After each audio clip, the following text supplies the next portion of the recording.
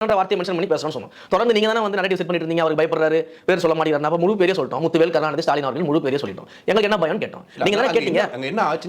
அதற்கு பதிலாகத்தான், அதற்கு பதில் சொல்ல முடியாம, கருத்தியல் ரீதியா பேச முடியாம, இந்த சட்ட ஒழுங்கு பிரச்சனையும் நாங்கள் எழுப்பக்கூடிய கேள்விகளுக்கும் பதில் சொல்ல முடியாம, இந்த ஆளுகின்ற ஆட்சியாளர்கள் என்ன பண்றாங்கன்னா, இவர்களுடைய கழகத்தில் இருக்கக்கூடிய மூத்த நிர்வாகிகளும் சரி, இல்ல மூன்றாம் தர பேச்சாளர்களும் சரி, இவர்களை வைத்துக்கொண்டு மேடை தோறும் எவ்வளவு இழிவா பேச முடியுமோ அவ்வளவு இழிவா பேசிட்டு இருக்காங்க. ஒரு மூத்த தலைவர், அந்த கட்சியில் இருக்க மூத்த தலைவர் பேசிட்டு இருக்காரு, திமுகவை எதிர்த்தவங்க எல்லாம் கல்லறைக்கு தான் அனுப்புவோம், நாங்க வேற மாதிரியான கட்சி, ஆட்சியில் இருக்கிறதுனால அடக்கமா இருக்கும். இது என்ன மிரட்டலா? ஆளும் பிரச்சனை நீங்க என்ன தோணில வேணா பேசலாமா? நீங்க மிரட்டல் எடுக்கிற தோணில பேசிட்டு இருக்கீங்களா? அப்போ ஒரு எதிர்க்கட்சிகளை பார்த்து, உங்களை கேள்வி கேட்பதை பார்த்து நீங்க இப்படி மிரட்டம் தோணில பேசுறீங்களே, உங்ககிட்ட எப்படி மக்கள் வந்து குறைய சொல்லுவாங்க? நாளைக்கு உங்க தொகுதியில நீங்க ஜெயிச்ச இடத்துல மக்கள் உங்களை தேடி வந்து எப்படி குறைய சொல்ல முடியும்? எனக்கு இது வேணும் எப்படி கேட்க முடியும்? நீங்க மக்கள் எப்படி ட்ரீட் பண்ணுவீங்க நாளைக்கு? அப்போ மக்களுக்கு இதை பார்க்கக்கூடிய மக்களுக்கு என்ன நினைப்பாங்க?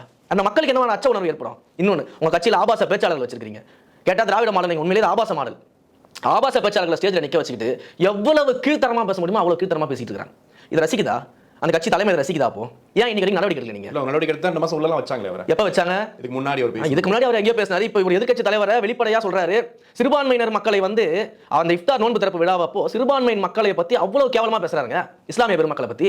ஏன் நடவடிக்கை எடுக்கல? எங்க தலைவரை விடுங்க, எதிர்க்கட்சி நாங்களா எதிர்க்கட்சி, எங்க தலைவரை விட்டுருங்க, எதிர்த்து பேசுறோம். சிறுபான்மை மக்கள் உங்களுக்கு ஓட்டு போட்டாங்கல்ல, அவங்களுடைய காவலன்னு நீங்க மாறுதடிக்கிறீங்கல்ல, அந்த இஸ்லாமிய சமுதாய மக்களை உங்களுடைய கட்சியில் இருக்கக்கூடிய ஒரு ஆபாச பேச்சாளர் அவ்வளவு தரக்குறை கீழ்த்தரமா பேசுறாரு, ஏன் நடவடிக்கை எடுக்கல?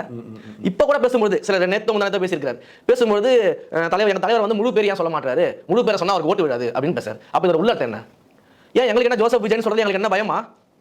இதே தான் வந்து இவர்களுடைய மறைமுக ஓனர், எங்க தலைவர் சொன்னார் பாத்தீங்களா, அந்த மறைமுக ஓனர்கள் ஏற்கனவே செஞ்சாங்க. என்ன செஞ்சாங்க? அவரோட ஓட்டர் ஐடி தூக்கி வெளியில விட்டு அவருடைய முழு பெயருக்கு தான் அன்னைக்கே எங்க தலைவர் லெட்டர் பாட் கொடுத்தாரு. ஆமா, முழு பேர் தான் சொல்லிட்டு ஜோசப் விஜயன் லெட்டர் பாட் கொடுத்தாரு எங்க தலைவர். என்ன சொல்றதுக்கு என்ன பயம் எங்களுக்கு?